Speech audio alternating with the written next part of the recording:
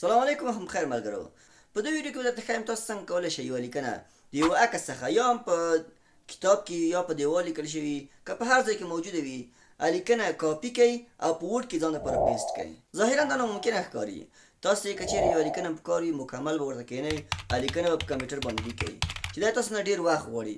نن به داسې یو تخنیک درته ښایم چې فقط په یو کلیک باندې مکمل لیکنه را کاپی کړئ د هارډ نه او په وورډ یا په نور پروګرامونو کې چې تاسو استفاده کوئ په کې ځان لپاره پیسټ کړئ. او که غواړئ داسې معلوماتي ویډیوګانې پر وخت تاسو ته رسیږي یوټیوب چینل سره سبسکرایب او فیسبوک پیج سره فالو کړئ. راځئ اوس دې ویډیو خواته.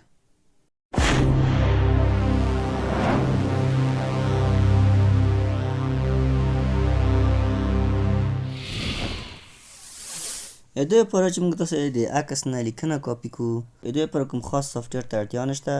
ورځئ به ګوګل ته یا به ګوګل ته ورځئ یا په ګوګل کروم کې لیکئ www.google.com خپله ګوګل راوړئ. ما سره خپل تیار ګوګل شته زه اوس ضرورت نه لرم. ورځم ګوګل ته.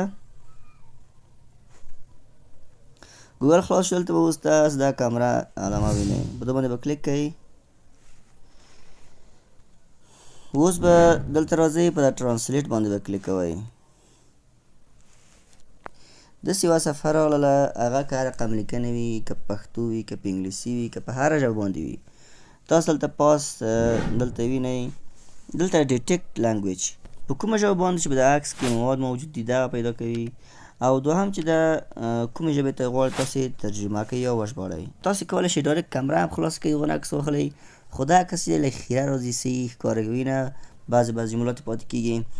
نو بهتره دا راځي چې تاسو په تلیفون باندې یو عکس واخلئ په ګالرۍ کې ځان سره سیف کړئ او د هغو نه وروسته راخلاصې کړئ.